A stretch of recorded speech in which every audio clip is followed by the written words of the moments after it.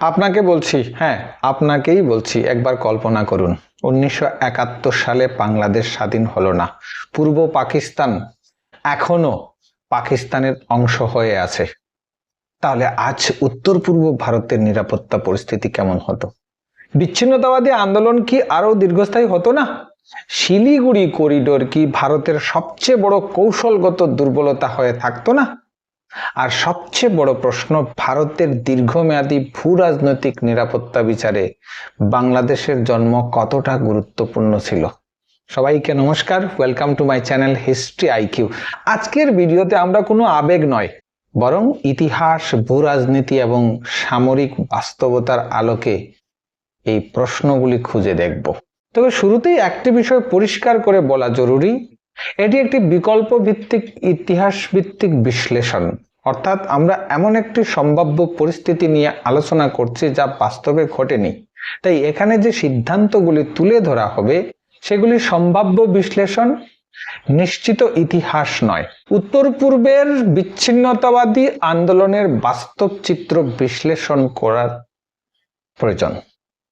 এই বিশ্লেষণ শুরু করার আগে একটি গুরুত্বপূর্ণ বিষয় মনে রাখতে হবে, উত্তর পূর্ব ভারতের বিচ্ছিন্নতাবাদী আন্দোলনের জন্ম 1971 সালের পরে নয়। নাগাল্যান্ডের নাগা জাতীয় পরিষদের সশস্ত্র আন্দোলন শুরু হয় 1950-এর দশকে। মিজো ন্যাশনাল ফ্রন্ট 1966 সালে বিদ্রোহ ঘোষণা করে। মণিপুরের বিভিন্ন সংগঠন রাজনৈতিক ও সশস্ত্র আন্দোলনের পথে হাঁটছিল। অর্থাৎ এই আন্দোলনগুলির মূল কারণ ছিল জাতিগত পরিচয়, ঐতিহাসিক স্বায়ত্তশাসনের দাবি, উন্নয়নের বৈষম্য এবং দিল্লির সঙ্গে রাজনৈতিক দূরত্ব। সুতরাং শুধু পূর্ব পাকিস্তান টিকে থাকলেই এসব আন্দোলনের জন্ম হতো এমন বলা যাবে না। কিন্তু প্রশ্ন হলো, এই আন্দোলনগুলি কি আরো দীর্ঘস্থায়ী এবং শক্তিশালী হতে পারত? এবার বলছি, ভূগোলের নির্মম বাস্তবতা।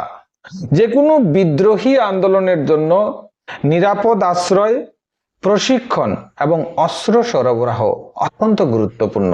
1960-এর দশকে কিছু নাগা ও মিজো বিরোধীরা পূর্ব পাকিস্তানের ভূখণ্ড ব্যবহার করে চলাচল ও প্রশিক্ষণের সুযোগ পেয়েছিল বলে বিভিন্ন গবেষণায় উল্লেখ রয়েছে।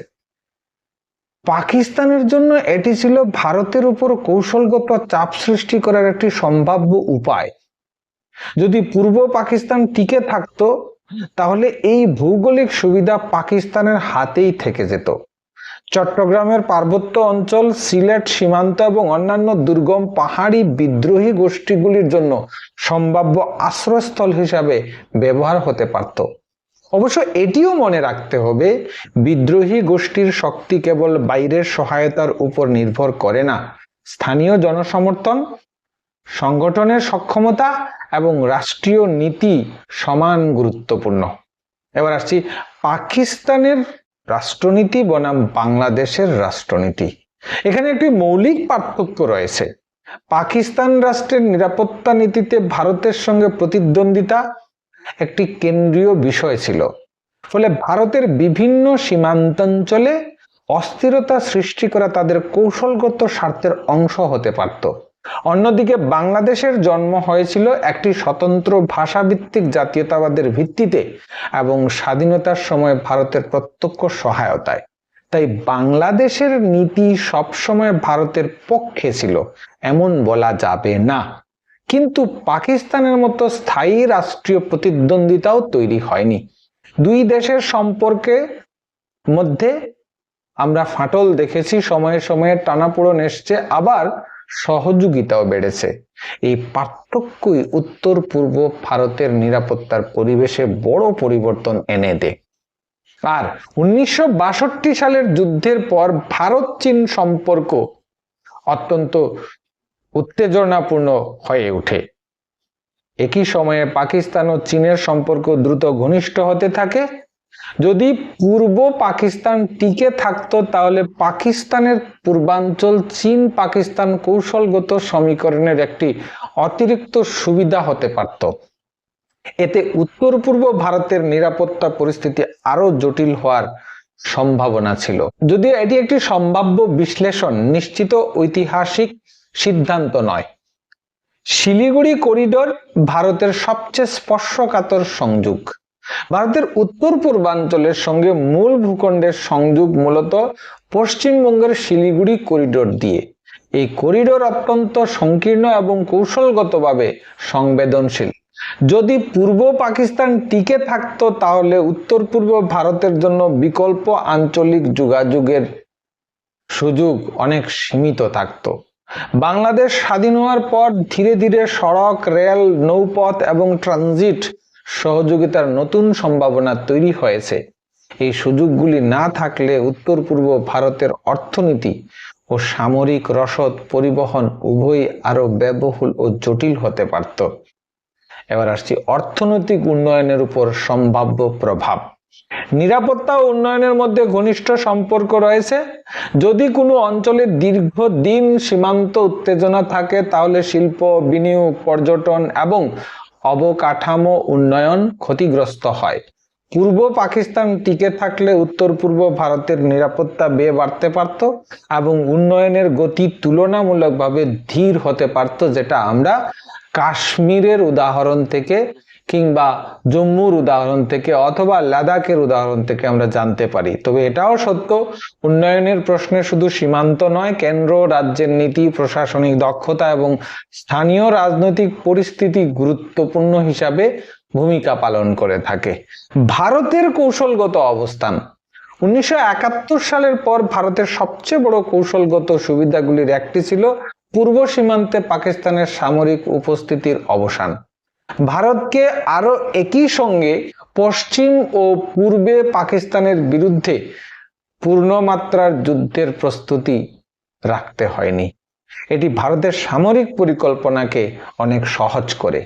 এছাড়া একটি নতুন প্রতিবেশী রাষ্ট্রের সঙ্গে সীমান্ত ব্যবস্থাপনা, বাণিজ্য ও যোগাযোগের নতুন সংযোগ তৈরি হয়।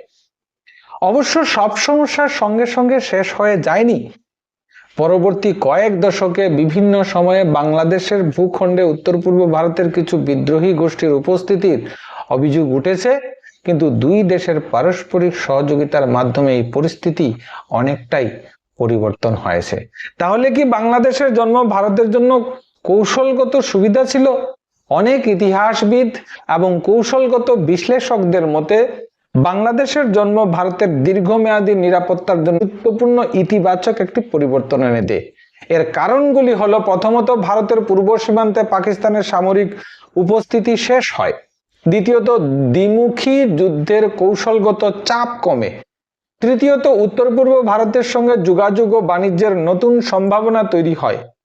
চতুর্থত সীমান্ত নিরাপত্তা ও বিদ্রোহ দমনে একটি সহযোগিতামূলক প্রতিবেশী রাষ্ট্র পাওয়ার সুযোগ সৃষ্টি হয়। তবে এটিও মনে রাখতে হবে, 1971 সালের যুদ্ধের পেছনে শুধু কৌশলগত কারণ নয়, শরণার্থী সংকট, মানবিক বিপর্যয় এবং আন্তর্জাতিক কূটনীতি সমান গুরুত্বপূর্ণ ভূমিকা পালন করেছিল। তাহলে প্রশ্নের উত্তর কি? যদি পূর্ব পাকিস্তান ভেঙে বাংলাদেশ সৃষ্টি না হতো তাহলে উত্তর পূর্ব ভারতে বিচ্ছিন্নতাবাদী আন্দোলনের জন্ম হতো না, এমন বলা যায় না। আবার নিশ্চিতভাবে এও বলা যায় না যে সেই আন্দোলনগুলি বহুগুণ শক্তিশালী হয়ে উঠতে পারত। তবে ইতিহাস ও ভূরাজনীতির আলোকে বলা যায়, পূর্ব পাকিস্তান টিকে থাকলে উত্তর পূর্ব ভারতের নিরাপত্তা, যোগাযোগ, অর্থনীতি, সামরিক পরিকল্পনা আজকের তুলনায় অনেক বেশি জটিল হতে পারত। বাংলাদেশের জন্ম সেই সব সমস্যার সম্পূর্ণ সমাধান করেনি, কিন্তু ভারতের পূর্ব সীমান্তের কৌশলগত বাস্তবতাকে সম্পূর্ণভাবে পরিবর্তন করেছিল। এই কারণেই 1971 সালের ঘটনাকে শুধু বাংলাদেশের স্বাধীনতার ইতিহাস হিসাবে নয়, ভারতের ভূরাজনৈতিক ইতিহাসেও এক গুরুত্বপূর্ণ মোড় হিসাবে দেখা হয়। আপনার কি মত? আপনাদের বিশ্লেষণ, আপনাদের কমেন্ট অবশ্যই লিখুন। ভিডিও ভালো লাগলে লাইক করুন, চ্যানেলটি সাবস্ক্রাইব করুন, আর হিস্ট্রি আইকিউ এর সঙ্গে থাকুন, দেখতে থাকুন হিস্ট্রি আইকিউ। সবাই ভালো থাকবেন, চ্যানেলটাকে অবশ্যই সাবস্ক্রাইব করবেন। নমস্কার।